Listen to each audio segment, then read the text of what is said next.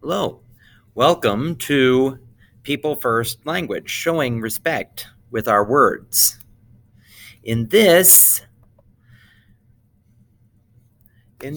presentation, we are going to be talking about People First Language. People First Language is putting the person and their needs before any information about their disabilities or exemplary characteristics.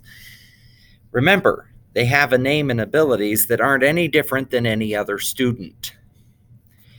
All students need to be treated with respect, and that is what People First Language is all about.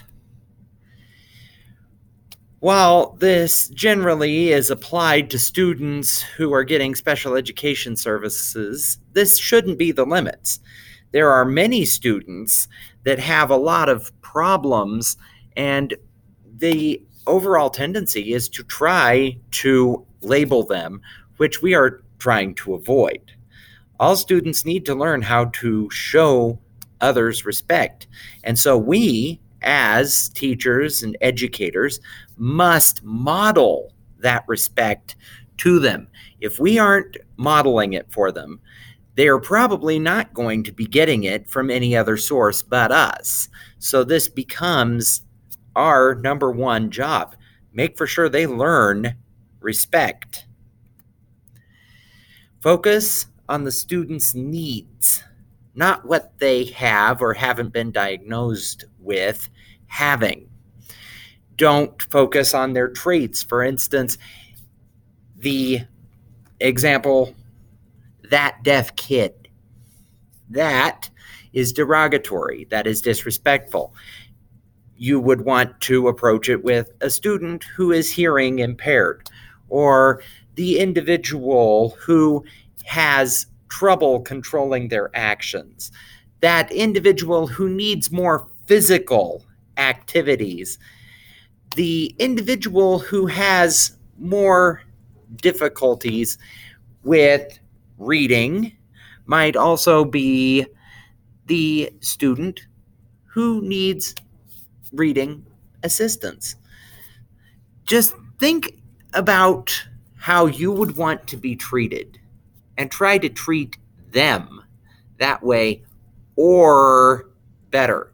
It's always good to challenge ourselves to raise our personal bar. I have been very pleased to see that this is the standard by which all of you treat our students. So keep up the good work. To move this idea further, I am therefore suggesting a theme based around the phrase, love your neighbor, for our building for the entire year. Build little ideas of how you can show love to one another into your classroom, into some of your daily routines if possible, so that these students get additional ideas on what it actually means to love your neighbor. Everyone says it, but very few people actually understand what it is. This should have an impact of helping our students and community to become more respectful and courteous if they are thinking about showing love for their neighbor rather than just competing with their neighbor or being, accidents can happen and so forth. But if you allow it to become personal and we allow it to become negative, that defeats the purpose.